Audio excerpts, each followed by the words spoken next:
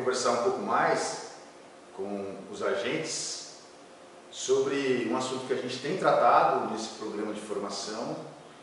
Fizemos um vídeo bem bacana, voltado para um diálogo com os agricultores sobre o procedimento para realizar a calagem, a distribuição correta, né? Temos trabalhado com os agentes também os procedimentos para realizar a coleta da amostra do solo, para levar para análise, para nos orientar sobre essa correção necessária. Então a gente quer hoje conversar um pouco mais sobre que história é essa, né? De pH, de calagem, entender um pouco mais esse processo dentro da terra, como isso acontece, para que a gente compreenda um pouco melhor por que a gente tem falado tanto na calagem.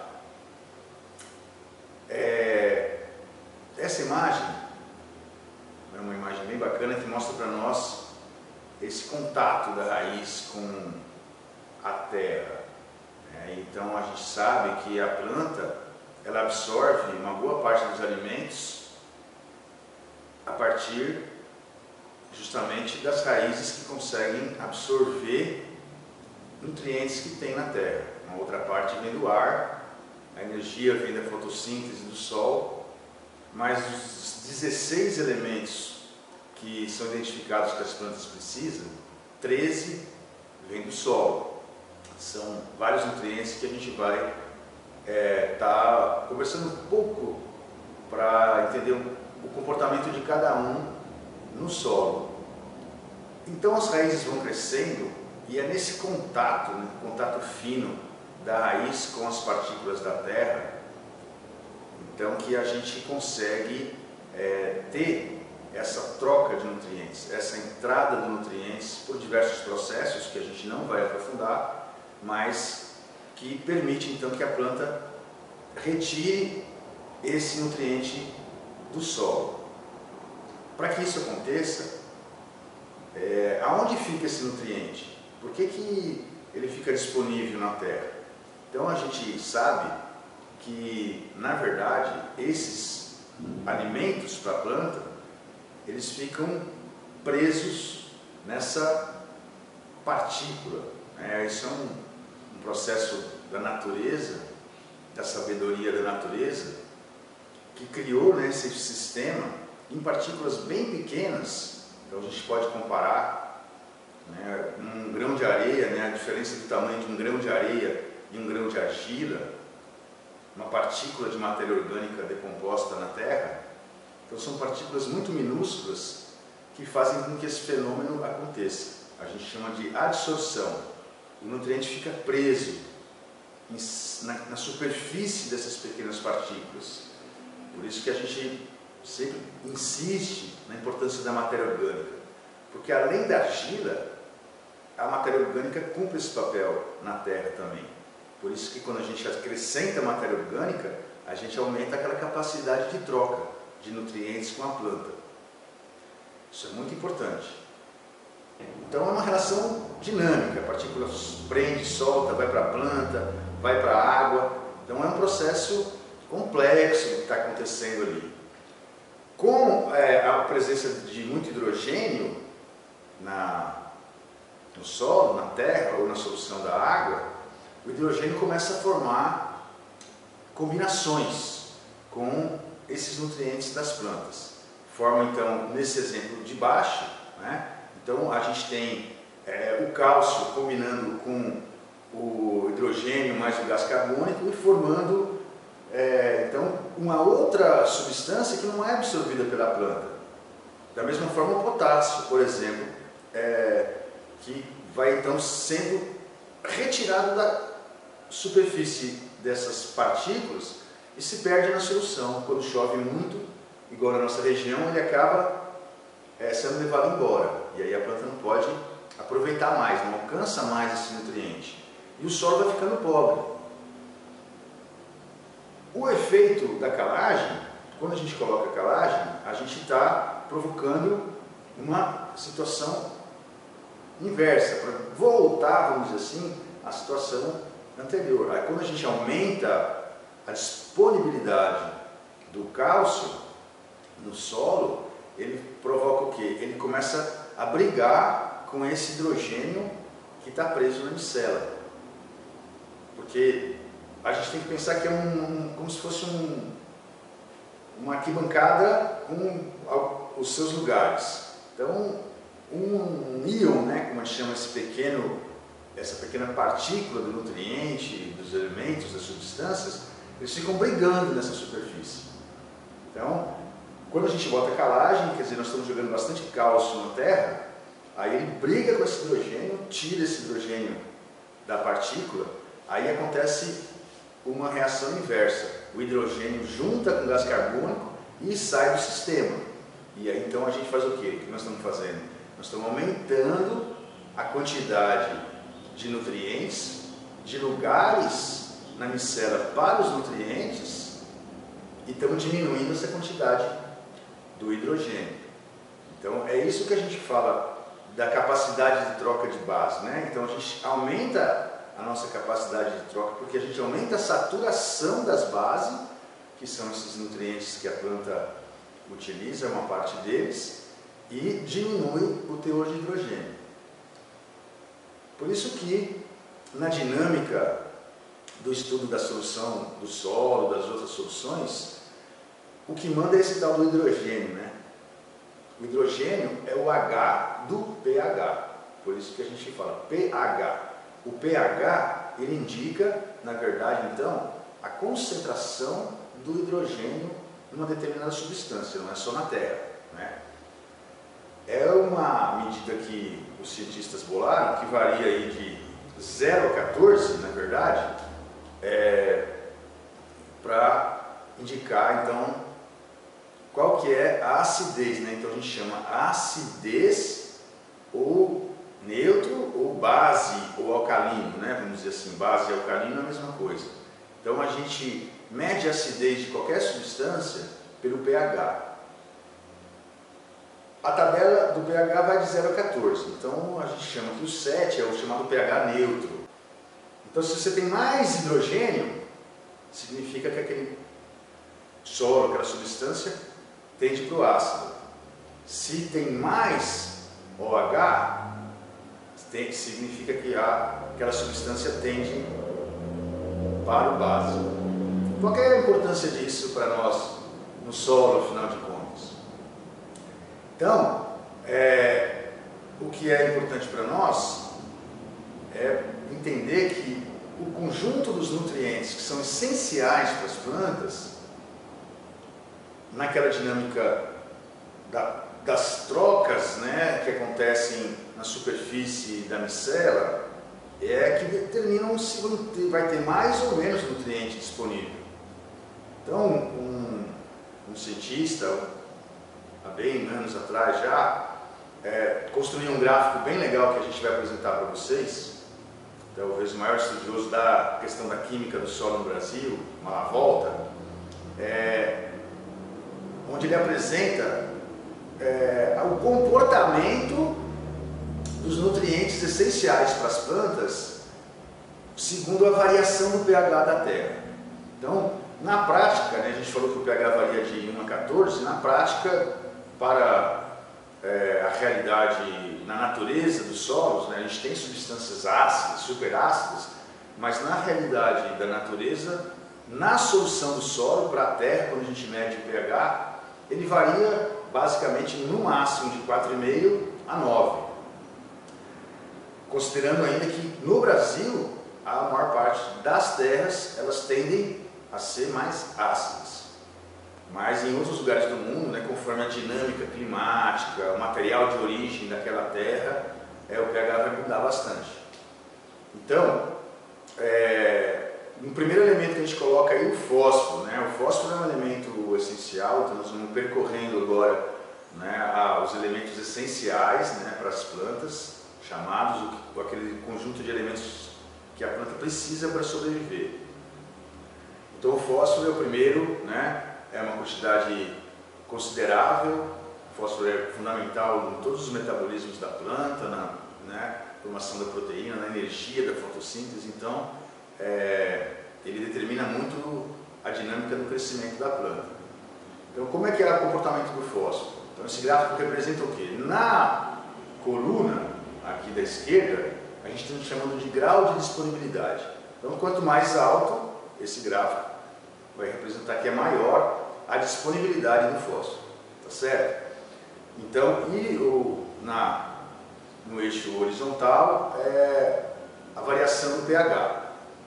Então, o que foi observado? Que no pH 5, né, o fósforo está quase totalmente indisponível, né, ele fica preso nas partículas e a planta não consegue acessar. Conforme o pH vai crescendo, ele vai elevando, aí chega num teto. Isso que é importante também, a gente está bem atento para essa dinâmica.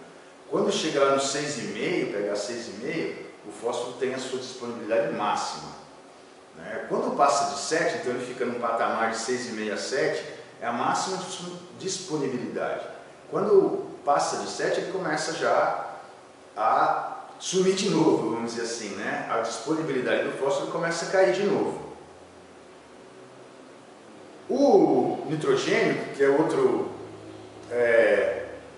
macronutriente, né, que a gente chama, essencial, o enxofre, que é outro macronutriente, e o boro, que é um micronutriente, mas lembrando que todos são essenciais para a planta, tem uma dinâmica meio parecida com a do fósforo, né? Só que a curva dele é uma curva mais suave, vamos dizer assim, desses três elementos. Ele tem uma disponibilidade bem menor, né, a 5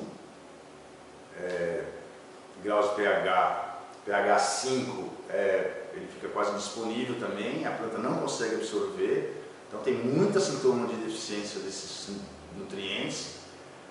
Começa a subir conforme sobe o pH da terra. Essa é a dinâmica desses nutrientes. Passou de 7,5, começa a cair de novo. Então é uma curva, a gente fala mais ou menos no mesmo padrão do fósforo, né? Os outros macronutrientes, potássio, cálcio e magnésio, eles têm um padrão um pouco diferente, né? Uma disponibilidade muito baixa com pH ácido, a 5 graus, a 5, né, de pH, ele vai subir mais rapidamente, passou de 5,5, 5,7, ele entra já num patamar onde aquela disponibilidade se mantém. Então, é uma linha reta, vamos dizer assim, que a partir de 5, desse valor, 5,7, 5,8, eu tenho uma estabilidade. Aí, tanto o cálcio quanto o potássio e o magnésio ficam disponíveis, independente do crescimento do pH.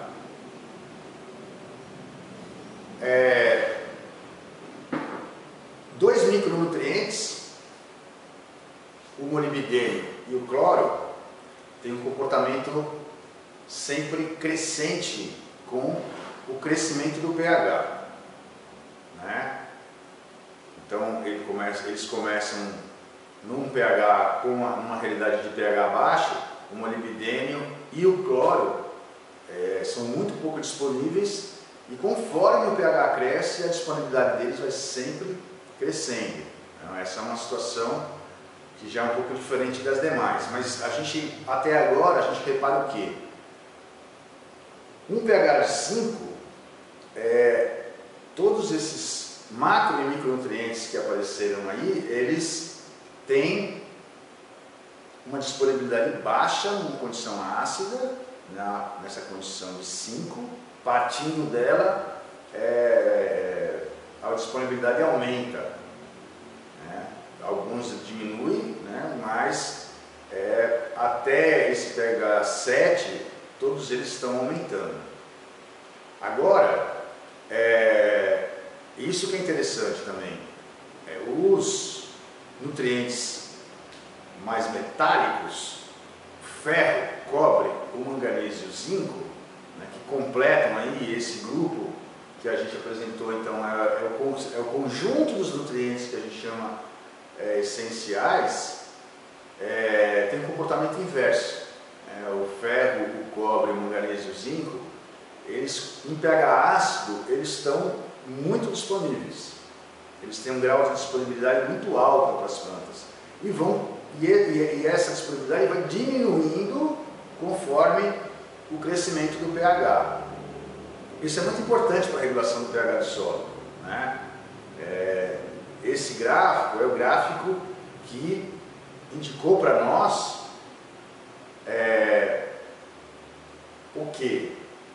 Uma faixa, né? Então a gente não consegue, a gente não pode subir o pH, né? Pretender subir muito o pH do solo, né? Por quê? Porque existe uma faixa ótima, né? O que na verdade a gente tem que fazer é um tempero, né? É um tempero desses nutrientes. Então a gente na verdade consegue entre 6 e 7, que é essa faixa amarela que nós destacamos aí, a gente consegue, em média, a maior disponibilidade de nutrientes. Porque se a gente passa de 7, a gente já começa o quê? Diminuir a disponibilidade de fósforo e ferro, cobre, manganês e zinco vão lá para baixo. Então isso é muito importante. Por quê? Porque a gente tem que programar a nossa calagem em função de ajustar o pH da terra para essa faixa. Por isso que é muito importante a gente, né, tem alguma literatura, técnicos que já recomendam uma dose de calagem que a gente acha muito alta, principalmente na nossa região, né? A gente tem que pensar, por exemplo, que duas culturas importantes, a mandioca e o abacaxi, só para falar em duas, elas são muito sensíveis à deficiência de manganês, por exemplo. Então, se a gente faz uma super calagem, que a gente fala, bota calcário demais, vai apresentar sintoma dessas deficiências, aí não adianta nada, né? A gente faz um investimento na terra, aplica o calcário, aí planta e aí identifica que a planta não vai bem. Por quê? Porque se a planta está com uma deficiência de um nutriente, por isso que a gente chama essencial, porque se ela tem deficiência de um, ela vai apresentar aquela deficiência e não vai se desenvolver bem, vai faltar, né? Igual falta se a gente come só arroz, vai faltar o feijão, a carne, é a mesma coisa. Então, a planta precisa desse conjunto e precisa desse conjunto equilibrado. Então, quando a gente faz a análise da terra, a gente vê um pH abaixo de 6, é importante a gente fazer a calagem para aumentar os nutrientes.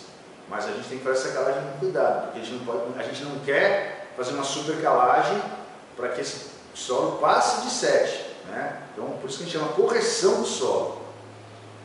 Um outro elemento que a gente inclui aí agora no gráfico que não é um nutriente, pelo contrário, né? Mas isso é muito importante nessa história da calagem, e os técnicos que já estão trabalhando fazendo o cálculo da calagem, sabe que tem, por exemplo, fórmulas que incluem a questão do alumínio, né? O teor de alumínio. Por quê? Porque na verdade o alumínio não é um nutriente, o alumínio é uma substância tóxica, né?